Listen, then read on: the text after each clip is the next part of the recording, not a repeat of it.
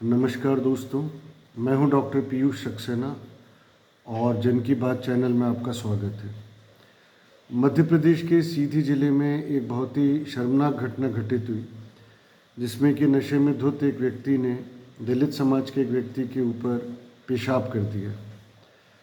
व्यक्ति दलित समाज का भी ना हो, व्यक्ति नशे में धुत भी ना हो, पर किसी भी तरीके से किसी एक मनुष्य के ऊपर शराब पीकर अथवा ना पीकर पेशाब कर देना अपने आप में एक बहुत शर्मनाक घटना है। घटना घटित हो गई, उसके बाद उसका बाकायदा वीडियो बना और वीडियो बन के वायरल हो गया। वायरल होने के बाद जब ये घटना मुख्यमंत्री के संज्ञान में आई, वरिष्ठ अधिकारियों के संज्ञान में आई, तो आनन फानन में उस व्यक्ति को धर दबोचा गया, उसके ऊपर NSA लागू किया गया, उसको गिरफ्तार करके बंद कर दिया गया।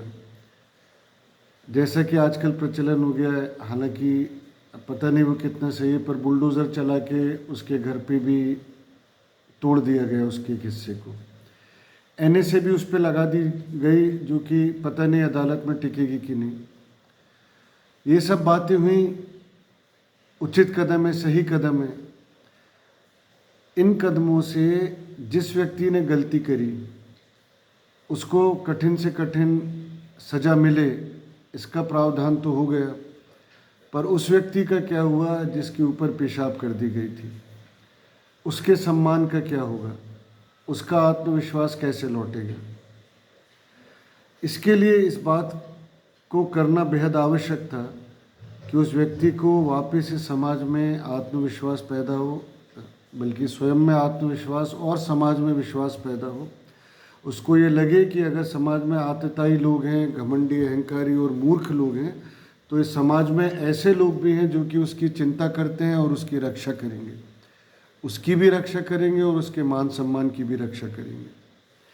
इस नाते ये बहुत ज़रूरी था कि जिस अनुपात में उस व्यक्ति का अपमान हुआ था, उसकी पूर्ति तो नहीं की जा सकती, लेकिन जो कुछ भी अधिकतम सम्मान उसका किया जा सकता है वो किया जाना चाहिए।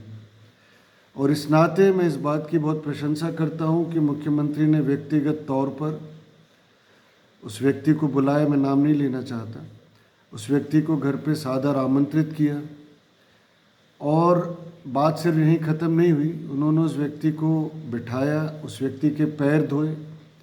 पैर धोने के बाद उस पैर धुले हुए पानी से ही अपने माथे पर तिलक किए, अपने ऊपर छिड़का, उस व्यक्ति की आरती उतारी और उसके बाद स्पष्ट शब्दों में उस व्यक्ति से क्षमा मांगी।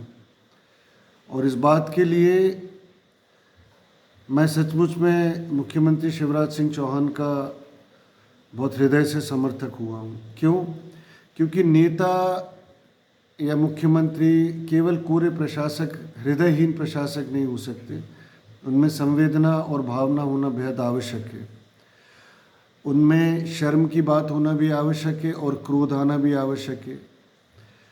गलत काम के प्रति उन्हें क्रोध आया, उन्होंने उस व्यक्ति के पेशाब करने वाले व्यक्ति के ऊपर कठिनतम कानूनी धाराएं लगवाईं, पर उस व्यक्ति के सम्मान को पुनः स्थापित करने के लिए उस व्यक्ति के पैरों में गिरे, उस व्यक्ति से माफ़ी मांगी, उस व्यक्ति को एक अपने पूजन योग्य स्थान उसको दिया। इस पे बहुत सी टिप्पणी आ रही, चर्चा का विषय है कि मुख्यमंत्री ने ये सब इसलिए करा कि चुनाव आ रहे हैं।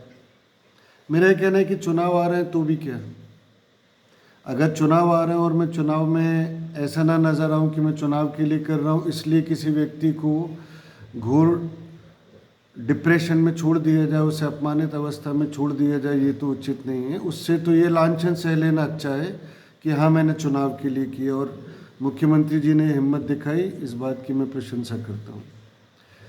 फिर दूसरी बात उठती है कि ये सब बातें कैमरे में क्यों रिकॉर्ड हुई, वीडियो में क्यों आई? देखिए, उस व्यक्ति के ऊपर जब पेशाब की गई थी, उस व्यक्ति का वीडियो वायरल हुआ और सब लोगों में प्रचारित हुआ और प्रचलित हुआ। तो ये बात की भी आवश्यकता है कि उस व्यक्ति के सम्मान की रक्षा की गई, उसके प्रति जो क्षमा मांगी गई प्रदेश के मुखिया द्वारा, और उसको जो उसका पूजन किया गया, उस बात का वीडियो भी पूरे प्रदेश, पूरे देश, पूरे दुनिया में प्रचलित होना चाहिए, ताकि कोई व्यक्ति कभी सिर्फ ये लांछन न लगा के रह जाए कि मध्य प्रदेश में दलितों के ऊपर पेशाब कर दी जाती है।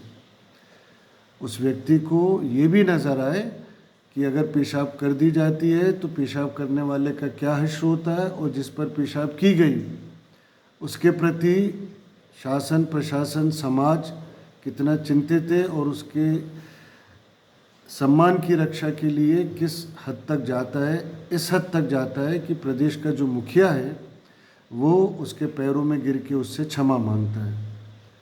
इसलिए इस बात की आवश्यकता बहुत ज़्यादा थी कि उस व्यक्ति से क्षमा मांगी जाए, उसका पूजन किया जाए और उसका वीडियो प्रचारित और प्रसारित किया जाए। क्षमा और भी बहुत से चीज़ों की मांगी जा सकती है, मसलन कन्हैया की गर्दन काट दी गई, मसलन सिखों का नरसंहार हुआ। तो खैर मैं उन बातों में नहीं जाना चाहता, लेकिन मैं इस बात का पूर्ण समर्थन करता हूँ कि उस बेचारे व्यक्ति की सम्मान के प्रति हम जो कुछ भी कर सकते थे वो हमने किया, और इस राज्य शासन, राज्य प्रशासन ने किया, और जिस व्यक्ति ने गलती की उसको भी सज़ा दिलाने के लिए जो किया जा सकता था वो प्रशासन ने किया है।